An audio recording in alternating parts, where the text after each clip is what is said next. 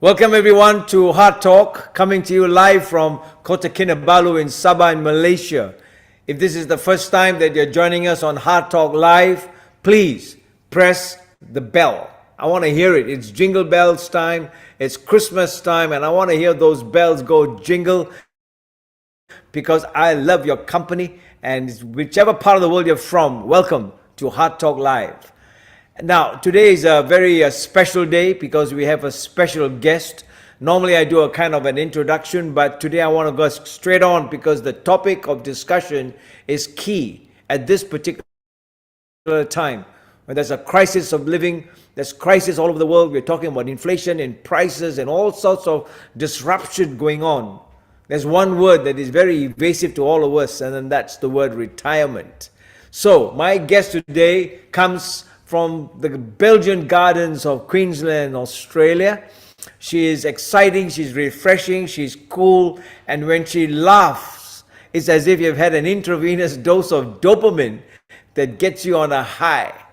You know, she's a trainer, she's a facilitator, she's a coach, she's an agent of change, she's everything. Because that's what you need and that's who you need when you come to this zone and this period and time called retirement. So without much ado, and let's just get on with the conversation with her. Her name is Joan Molony, and she's right here with us all the way from Australia. Come in, Joan. Yeah. Hi there, Charles. Hi. Now, listen, I was just doing an introduction and I could already feel the dopamine flowing. Well, I do enjoy a good laugh, and you're fun to be with, Charles. And you can call me Joni if you like. Right. So is it Joanne or Joan? It is Joan. Okay. But Joanie is something closer. Joni. Okay. Yeah, Okay. Joni, because it puts a smile on the dial at the end. Joni. Yeah. You don't need a facelift. It's already there. You and your facelifts. Yeah. I'll stay with Joan because these are That's difficult fine. times. These are difficult times, and what we need right now is something refreshing and something to talk about because this is one area. And I want to start with this. There's an American actor and a producer. His name is Woody Allen. And Woody Allen was once asked this question. He was asked, Woody, what do you think about death? And his answer was this: I don't like it. as if he had a choice. And That's awesome. and the same breath, retirement is not a nice word. I don't like it because the moment you mention the word retirement, it's as if you're giving up and you're withdrawing from whatever position and stage your life is in. So tell me, for someone, as we get closer and deeper into this whole concept and phase of life, what does the word retirement mean to you? I mean, looking at you and looking at the surroundings around you, nobody wants to retire with someone like Joan Molony. But but tell me, give us a taste of what does this mean to you? Well, it's interesting just hearing. I'm backing up for a moment. It was interesting hearing your concept of retirement. You didn't care for it. It feels like you're retreating and giving up. And from my perspective, I guess I've been, brought up a worker. You need to work and work hard, and I always did. And I worked sometimes 2 and 3 jobs. I can remember at one stage I had 2 full-time jobs and a part-time job. I mean, how I even was walking, I don't know. And so retirement is a relief. Like you're really looking forward to retirement, so you don't have the clock on, clock off. And so retirement is sold like that too. It is sold to you. So I thought that retirement was going to be that, just I can rest. I can just sleep in when I can sleep in. I can get up if I want to. I can get dressed if I want to. I can stay in my PJs all day if I want to. I mean, really, it was just about having your day to yourself instead of giving it away all the time to everyone else. And even in self-employment, which I've been in, I was giving my time away to everyone else. So retirement to me was that. It was very much, I can relax now. But now I can't say that I that's the concept of retirement I have, because I went through a different experience. Yeah. So when I retired, so if you ask now what I feel about what does it mean to me? Retirement to me now,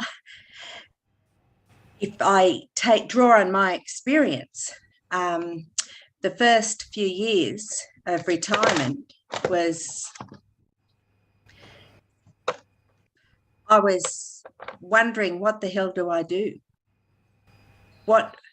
After sleeping in a few times and after, scratching around and painting the house and all the rest of it, you start to think, well, what now? And my identity as an entrepreneur, which I have been most of my life, as a, and the roles that I've been during my life, that identity had been, that door had closed with the word retirement, with the concept of retirement. And so I had no idea who the hell Joan, the retired person, was. And I just had no concept. And there was nothing there showing me the way, there was no instructional. It was just, yeah. Sorry. So let me just take you through the stages, because we don't know exactly where you were and at what stage of that working career. I mean, is it that you were, some people have been told to stop off, and especially now, there are thousands and thousands of people who are being laid off from work point of view. And either it's, in America, any part of the world. So for you, since you're giving us a kind of a window opportunity to see where you were, was it a time in your life? Was it because of age, because of work-related reason, or what? What made you stop working and then tell yourself that I'm entering retirement? Well, I'd gone through quite a few years of I was a co-writer of a book, and I went through quite a change in my life, and I was on the public speaking route, but that was a business partnership with my then husband, and I went through a divorce basically the same time as going through stepping into retirement. So I went to work, and I went and retrained, and I was retrained in working with Aboriginal or First Peoples high school children, and I was sort of involved in that aspect, and which was really exciting, getting into the culture of the Aboriginal culture of Australia, but then I didn't fit in.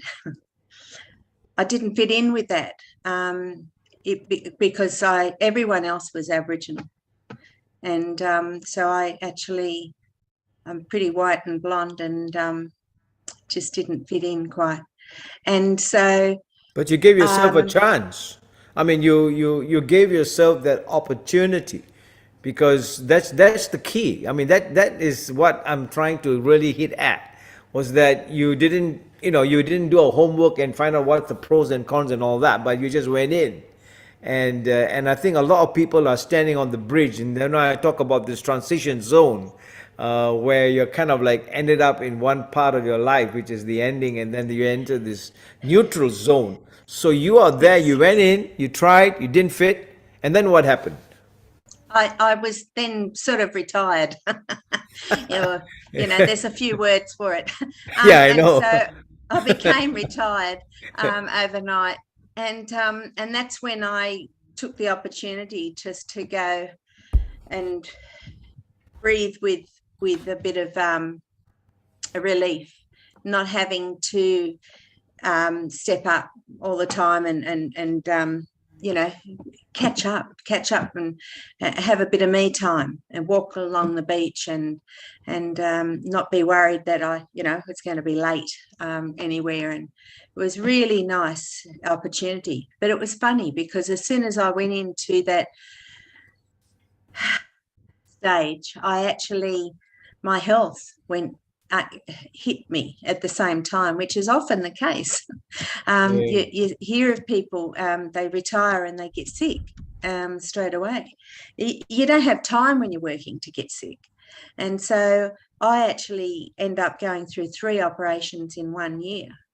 And went under general 3 times, which really rocked my energy levels, etc. So now I'm fully into this retirement, but also dealing with the demise of my health. And so anyway, I've sort of turned that aspect around and got through that, and I've certainly got my energy back. But it was a period where that's where I was being hit with, well, who am I? What am I going to do? And even if I wanted to do it, where am I going to get the energy to do it? I mean, I was really being hit from all sides at that stage. And I've spoken to other people who retire and they say the same thing. They're not necessarily the same story, but there's similar stories coming through. Men will be just wanting to go and fish all day and the rest of it, but then there'll be next minute they have to go and see a specialist for something that they're spending a lot of their time and a lot of their well-earned dollars recouping their health. And so it's a funny stage. Yeah, this is why I want to stop there for a little while, because nobody planned it this way. You didn't plan it, you see. And now, as an agent of change, as somebody who has made this your niche, there are so many like you have been coming to a stage like that. It's fantastic to have a pre-warning, to know that this can happen. And how do we really, because when you're working, when you're 40 and you're 50 and all that, you look at those years in entering into the so-called twilight zone, the twilight years, with anticipation that you're going to flourish in those years, that things are, Exactly. you think that this is it, this is dream state, this is a flow where I want to just sit down and, after the so-called ROI of life, where like here, when I buy all my laser machines in plastic surgery, the first thing the agent comes and gives me is my ROI. You spend so much of money, and then this is your return of investment. And here you are, you've worked yourself out all these years, and then suddenly we are whacked with things we never planned for. That's right. So where did you get that resilience and that courage to flip it over and say, there's another page to this? I think into about my 3rd year, I had decided I was laying down once again. I have a lot of layabout furniture, as you do when you retire.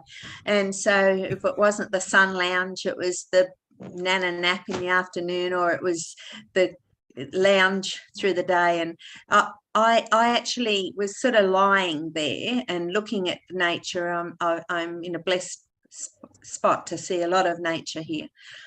And a kangaroo or 2 hopping by, and I'm thinking, is this it? I mean, it's nice to be here, but is this it? Is this my everyday? Do I wake up and do nothing, contribute to no one, make no difference to anyone, let alone myself? And so I got to the point where I asked myself, is this it? Has all my opportunity to achieve things in my life and to contribute to people, etc., gone by the way? Have I gone past my use by date? Has all my peaks been reached?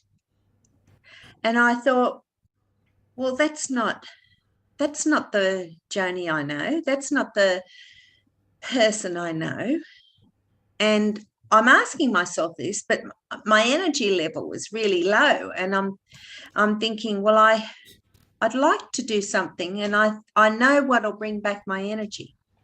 And I knew that if I found something that I could put my heart and soul into, that I could have some passion around, some heart, throw my heart into it, then energy flows, because you're doing it through the love of it, Absolutely. And so I asked myself, what is it that I want to do that I've never had the opportunity to do, but now I've got the time?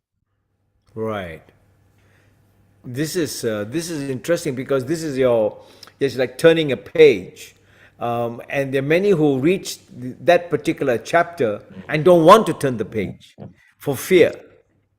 And I think fear is. I mean, I went through it myself, because I've worked for 40 years of my life, and I'm still working as a plastic surgeon. I still do 6, 7, 8 hours of surgery at times, but age is catching up, and here you are, and health is catching up. I've got a scar on my chest, and I can tell you one thing, Joni, it's a very frightening stage to be in. For some, they've been waiting for it all these years, because they've got we haven't even mentioned one word about the dollar sign. But but I'm just talking about the psychological aspect of the word retirement, because many of us don't prepare ourselves mindfully that that's coming. It's coming. And I just want to, I mean, tell us something for those who are listening in. Where did you get that energy to turn the page? I mean, did somebody talk to you, or did you just tell yourself, wake up one morning and say, hey, step up or ship out? I've always been a self-motivated person. Okay. Always. And so I threw myself into whatever it was I did, whether it was working for someone else or creating my own business or whatever it was. And I've had a few different chapters throughout my life, and I've had different hats. I've worn different hats. It's almost like totally different books. But Same author. yeah. and it was interesting, because my knees were giving way to me, and it was like it was telling me, are you afraid of walking forward in life? Right. And because I have this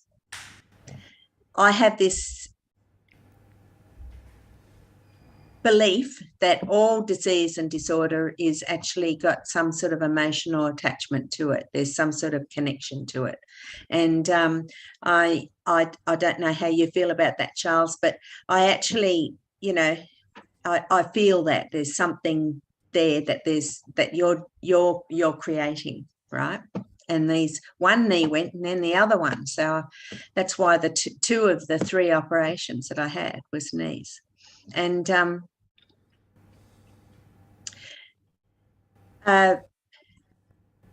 sorry, the question was directing me to what made me. Yeah, where did that strength come in, and that the courage to really turn the page? Yeah.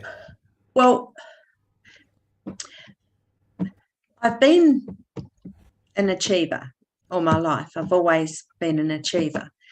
So here is my energy that's able to achieve anything much at all was around my ankles, and I thought, this can't be it. This, I wasn't going to accept that was going to. This is it, and so that's why I had to ask better questions. And the better question was, what is going to give me energy. And it wasn't going to be that energy drink over there. It was actually had to come from the heart, because that's where real energy comes from. I mean, that's we get inspired to do things, and we go Absolutely. and go and go when we're running from the heart. So that's why I chose something that I wanted to do, and I'm still studying that behind the scenes. It's totally left field to what I have had anything to do with before. And then I joined another course, which was actually personal transformation, and it looked at every aspect of my life. But I did that to be able to have the ability to overcome any frustrations, procrastination habits, all this sort of thing, so that I could step up for the course that I actually had decided on. And the course was a hands-on also, so it's a hands-on course. And so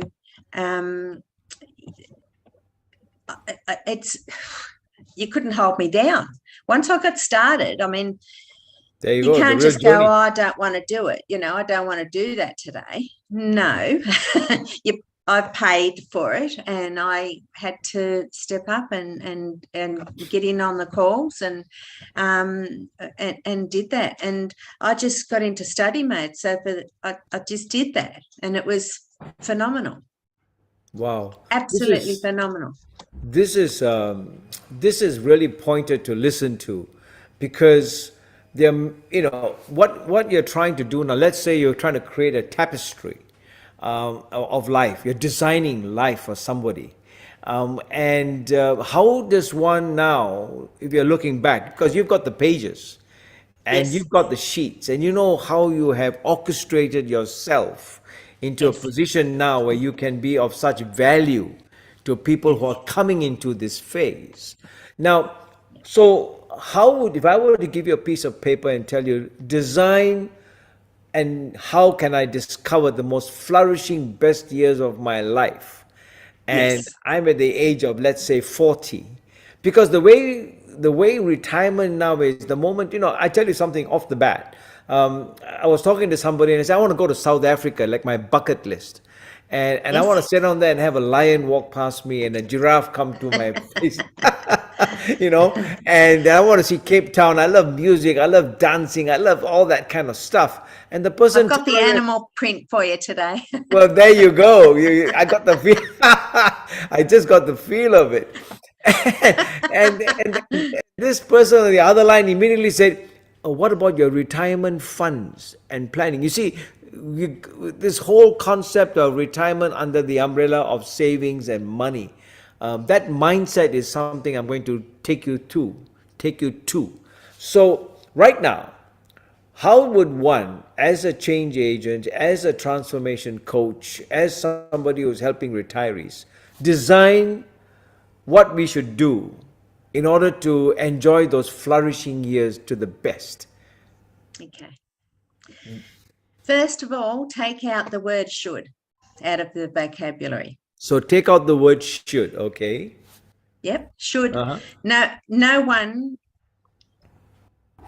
can tell you what you should do or shouldn't do.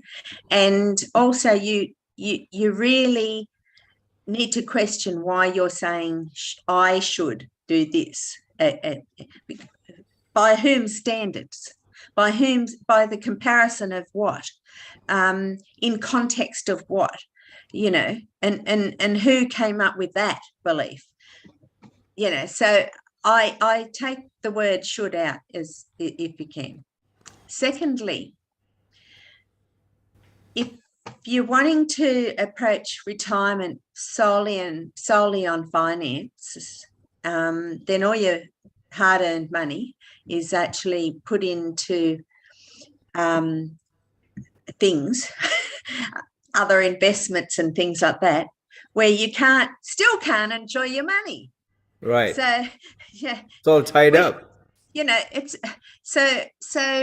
it's funny. It really is funny. It's a twist, and where you're still working for something that you're still not getting enjoyment.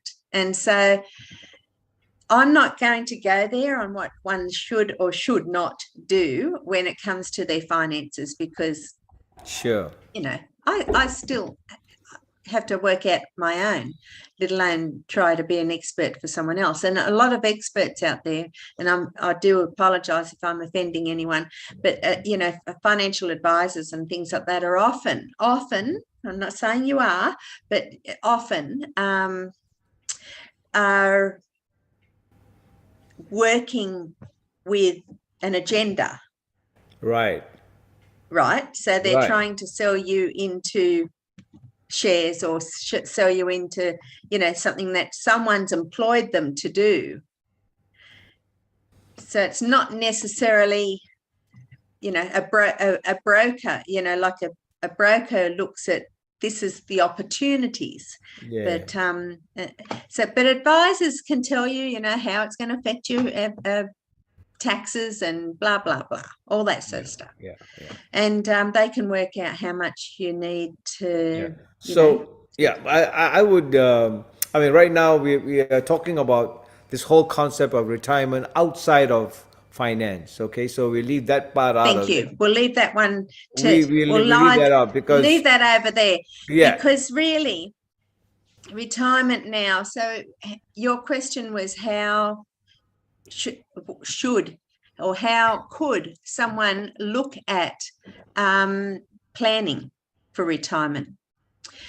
And in reference to what you have been through, because you didn't plan for both knees to give way, so health is an issue there for sure.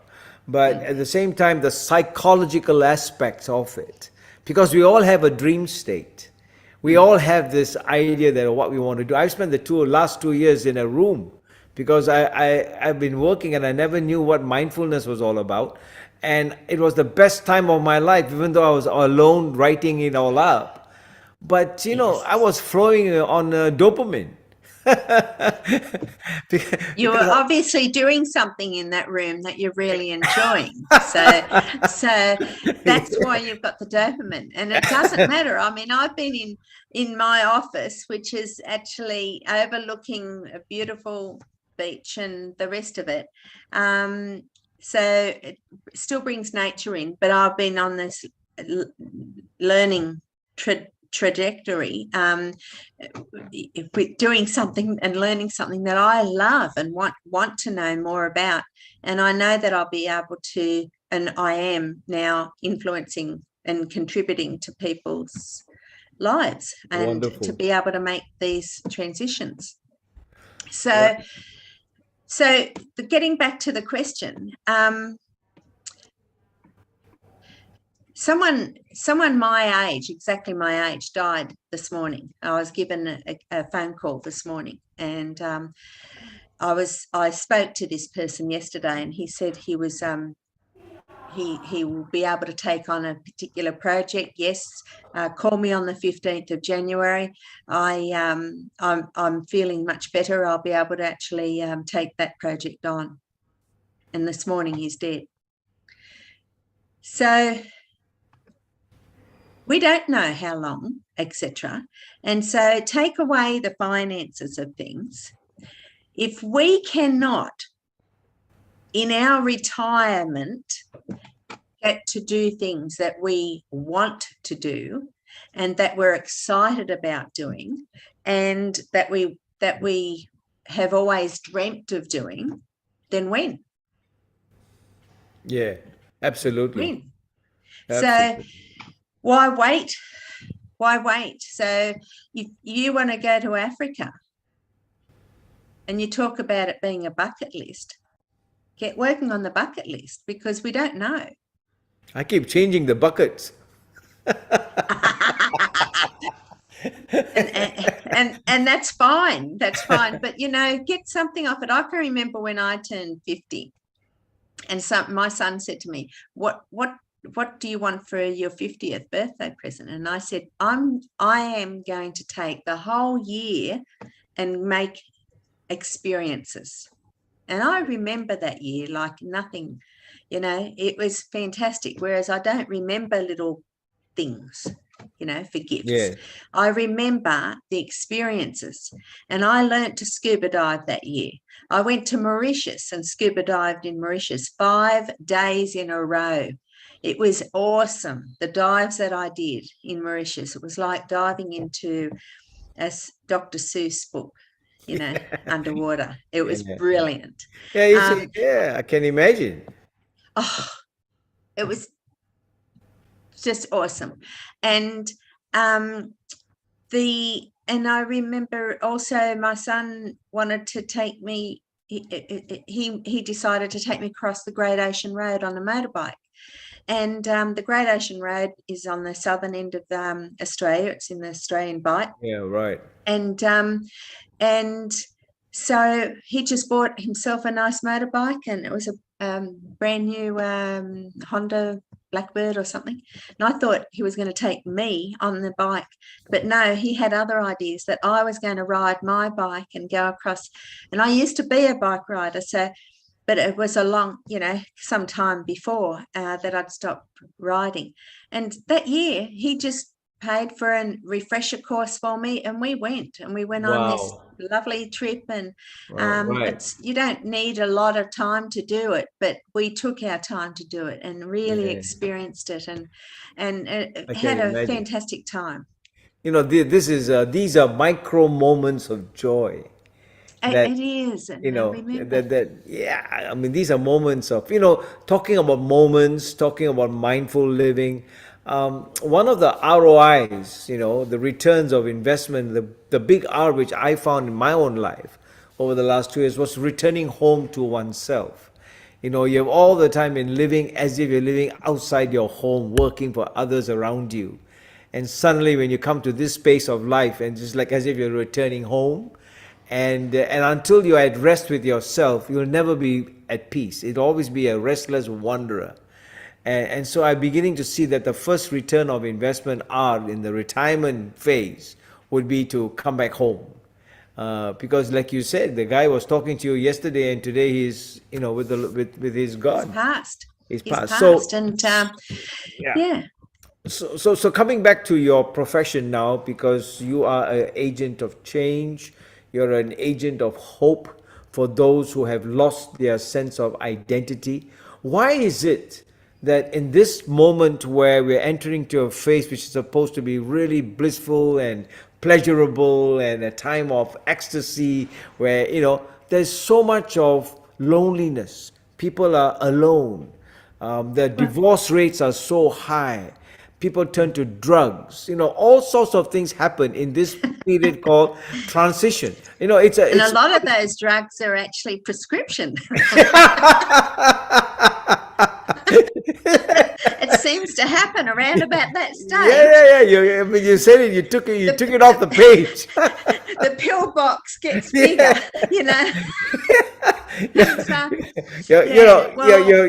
You're perfectly right, because this is the neutral zone, and because of that pill box, because of all, suddenly, the person you're living with, it becomes real. Suddenly, expenses become real. Suddenly your health becomes, it's like as if the whole veil has been removed and you're now looking at the real thing. And so I think this is where you come in such a powerful way, Joan. Joni, you're offering hope to people who are really at lost ends, what to do. Well, I may, for the benefit of people listening in, just let people know what I actually do. And so I facilitate the Peter Sage's training course of EMF, and in a manner that takes you through 6 months of actual looking at every aspect of your life, be it your health, your wealth, your beliefs, even what reality is, and the spiritual side of your life, and it goes on and on, and it's really phenomenal. But it is so top class, this training, that it actually takes you it changes mindset. And there's this growth of peer group friendships, Yeah, okay. real All right. friendships, people Okay. I can go into the Okay. world with. Sure. And so it's really Yeah. it takes you through a stage through life and elevates your standards of life, basically. Okay. All right. So Yeah. some people get to the retirement, and this is the interesting thing. You get to retirement and you go, not just is this it now, but is like, but I always wanted to make a difference in life, or I wanted to do this, and people stay in mediocrity and decide to hang back. But this is the time to really reframe your life and reframe your mindset around it. There is no time in my mind for depression and blah, blah, blah. No matter what is happening in my life, I want to show up. I want to show up, and I want to be the best version of myself. Yeah, and so absolutely. that's what this is about. And there's a statement, I'll just read it. Excuse me. And it's to do with goals. And this is about it. I mean, retirement and what am I going to do in retirement? It's setting yourself a new page. It's setting yourself a new chapter, and it's setting yourself some goals. And so Peter Sage says, the prize is not in achieving the goal. The goal is not the prize. It's who I need to become to achieve that goal. Yeah. Who do I need to become? Yeah. And that is what this training's all about. It's actually anyway. learning to be able to be that. Okay. So what I'm trying to bring you back to yourself now. At the end of the day, it's not what you achieve; it's who you become, and that's the essence of life. So there are many methods and trainings out there that people can go to, but they're going to come to you. And I want to ask you this now. So, when we talk about the good life, what makes a good and happy life now? If I were to ask you that personally. Everyone's got their own tastes. I mean, ask the bloke next door and he'll probably say a fishing line and a boat, Absolutely. and that's and an esky full of beer, and he's a happy man, and so that's a good life to some people. That is certainly not what I would be aspiring to. No, thank you. And so really that is an individual thing. Absolutely. But at the end of the day, it's the feeling. So whether he comes home in his boat and he's got a couple of fish there to put on the barbie, the feeling that he has from enjoying that time out on the water, the preparation of all his fishing lines and everything, going out there, doing it, coming back, he's had a good day. And the feeling that he has as he's putting those fish on the barbie is the same feeling that I have at the end of whatever it is that floats my boat. And so it's the feeling you're looking for. Yeah. Absolutely. And I agree with you, because at the end of the day, it's that feeling that's going to take you to the next one. Because, if you don't wake up every morning with a purpose in your mind that it's going to be a good day, then those positive emotions don't drive you right through the whole day, because life has got its negativity all the time in front of you. The world is giving it to you. So, you and I have to generate it. Now, the next question I want to take you to, with the remaining time that we have, is how does one prepare for retirement? Now that you've been through it, you have turned the pages, you're leading people on to the next stage and phase in their life to have the best version, to live their best years. is there a way that looking back now you can say, look, here's a kind of a guide that how we can plan somebody who is Yes. 40? Yep. And that is totally connected with your mindset. Right. It's an extension of what I was just saying. I can't tell you or anyone else or suggest for one moment what you need to do, what you need to experience, and all the rest of it, right? What you want to buy, what you want to insure against, I mean, it's none of that. They're your own personal decisions on it. But it comes back to, in my retirement, who do I want to become?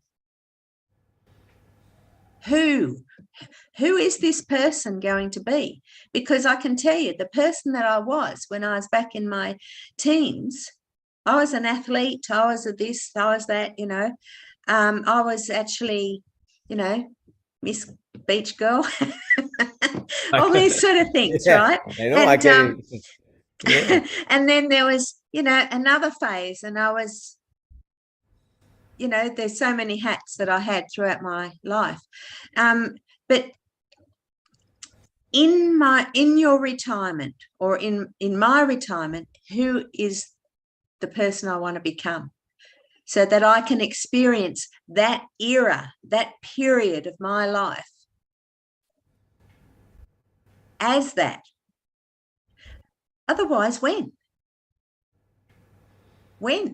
And that's what the training's about. It's about I want to stay away shifting. from. Yeah, it's about shifting patterns, and it's not so much of. I mean, the way I look at it, Joni, it's not so much because I've had my whole lifespan to become whom I'm supposed to be. But what I would like to be able to do and end up is whom would I like to end up as? You're remembered for your legacy at the end of it. And we become different individuals during our lifespan. At one stage, like you said, you were a beach girl. You became a beach girl, a pin-up girl. There you go. I want Johnny Molony. That's your concept of what I meant. I lived on the beach. You thought otherwise. Yeah. two different people see the different things. It's true, because when I was in the army, I was a captain in the army for 2 years, and I became a captain. I had my coke on, I had my 3 pips, and I was saluting everywhere. And then I became a surgeon, and that was who I had become. And now, as I enter to the last phase, whom do I want to be remembered as? And at the same time, live those areas in life which I never had a chance to do before. And you are absolutely right, Joni. It ends up with your mindset, because it's like coming home. When I think about mindfulness and manifestation, the things I'm writing about now, Yeah. I never knew what the hell was all about. And so when you talk about designing, if you are creative and you want to design this part of the life, I think it's possible, right? You can design your life in a retirement phase. You sure can. And that just brings me into just another brief little interlude there. So when you decide on who you need to become, because it's the who you need to become is it encompasses everything from your attitude, your standards, what you're experiencing, who you're experiencing it with, who are your peer group going to be?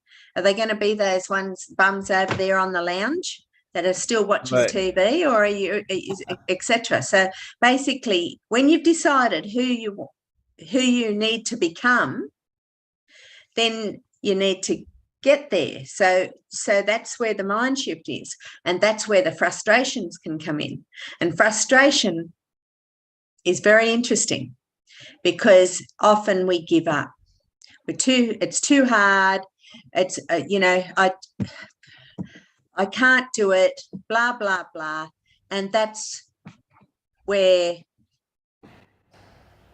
often we give up. But if only we understand that this is the time when you get frustrated, this is the time when real change can happen. Because Our brain is producing myelin, and that myelin actually gives you the opportunity to morph into creating the new neural pathways that are required. You've got to be able to let go of that highway and get a new highway.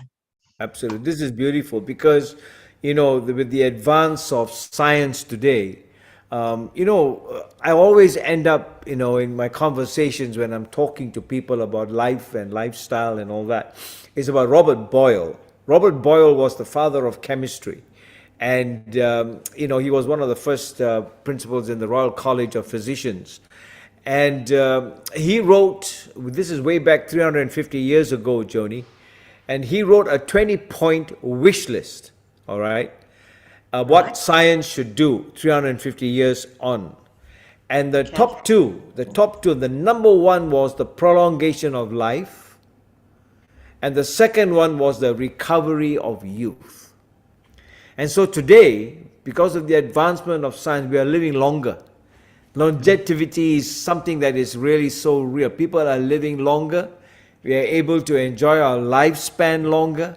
Yeah. And this is the beautiful time to have a new face, a new redefinition, reframing, rewiring of the brain of what retirement is all about. Totally new experience. It's a new experience. And I think that, you can't run away from the body part of it, which is the health part of it. But I think the mind, the psychological aspect of it is a new dawn. As we enter into this new norm, post-pandemic, all the struggles and all the stuff that we went through, I think that you are spot on. You are the lady for the moment of how to give a breath of fresh air to those who are coming out of a working zone and entering into the best years of their life. I mean, I think this is a beautiful, beautiful time to be alive, actually. It is, and it's exciting to me. Whereas 3 or 4 years ago, it wasn't so exciting. I was thinking, what now? Okay. And so, yep. I want to just end with this quote. In fact, I was just reading it a few hours ago by Claire Davenport. She's a well-being expert, and she says this, and I thought it was beautiful. Life is not a fixed destination, but a continual project of life, And I think if you look at that as a design process in the works, in the making, Yes. of a brand new Joni coming up, next change, makes life beautiful, that there's so many different shades of not gray, but sunshine. My son always says, I brace myself. What's coming? What's coming? And, It's going to be a bike on 4 wheels, and But listen, Joni, you've given us a taste of a fresh wonder. That the wonder of you, the wonder of life. I'm beginning to taste and see when I do all these podcast interviews. I realize that everyone is a jewel in the eyes of God. Everybody has a different facet to life, and money is not the issue. Money is, to me, is just a currency that keeps you living. And as long as your life is flowing and not set, people talk about mindset. I've come up with a program called Mind Flow, and the ergonomics I like of it. And the ergonomics of it is actually a discipline of how efficient this machine is going. It's going to run down someday. And but even though we don't like the word, but I'm beginning to realize that, a lot of these young people talk about retirement planning. For me, it's get back home and get real. That it's going to go away someday. And while there's a couple of, 2 nostrils up there and you're breathing, then breathe life. Listen, what's your closing statement to somebody who's going to give you a call and say, Joni, I've just heard you on Heart Talk. Give me a new, give me a new dopamine shot of what a flavor of life can be. Well, then the next training starts on the 31st of January this in 23. So Well done. How do people get in touch with buckle you? up, buckle up, Buckle up, saddle up. yes. How do they get in touch with you, Joni? Look, the easiest way is to look my profile up on LinkedIn and or my Facebook page, just Joan Molony, and there's a little the Facebook page has a link to go straight in, and into an inquiry. But Yeah. I feel that reaching a stage of retirement, or these last few years of life, it's not about the courses that one go to. It's about the end stage of where you arrive. And if all of us have that final destination of where we want to arrive, no matter what the course may be, it's that intersection between humanity and life that makes it all the more interesting. And I can tell you one thing, the fuel that keeps it going is creativity. That if we can continue to create new ways, new thinking, new things to do today, it's been such a joy, to meet you out of LinkedIn, and then I was fishing, and then I caught this. You were. Charles, I just wanted to actually just expand slightly on that last. You asked me about what pearls there. With what I'm offering is actually to take you by the hand and help you step up, even if you don't know where you're wanting to go, because this is a process that can unfold as you're going. And actually, it's just one step at a time. The next step, it's really, you don't have to have this major big goal already there in your head and I can't do it because I don't know what I want to do. No, This is about actually discovering the new you, creating the new you, and it's really the new phase and the new chapter. It's fantastic. It's fantastic, and I can tell you one thing: there's no last chapter at all, because there's only a forward and then her word. And but listen, I want to just thank you for joining me on Heart Talk. I think it's been, I've always been afraid of this word retirement, and you are the first one that's been talking about it, got you on. And I was fishing and I saw these words there, retiree, is your avatar. And I said, and then I said, oh, this is one fish I need to catch, and, to find one's avatar is the goal of life, actually. I chose the retiree as my avatar because that is the journey of going through that. What now? What do I do now? And I just, it's not a pleasant place to be. And let's step up. Let's take a quantum leap. Quantum leap, and I love this word. Let's embrace it, because when you put your arms around it and give it a big hug, you will find that aging is just a side effect of living, and when you think of it as a side effect of living, you can't stop aging. That's why I don't like the word anti-aging in my practice. It's about smart aging, and so what you're giving is a smart way of looking at retirement as a beginning of something new, and that requires a good mind flow of thinking. So on that note, I want to say thank you very much, Joan Molony. We're going to come and visit you sometime in Queensland, and after you go to Africa. And you go to Africa and get the giraffes and do things that we would blow our mind apart. But on that note, when are you doing that? When are you doing that, Charles? When you're ready. That's in October.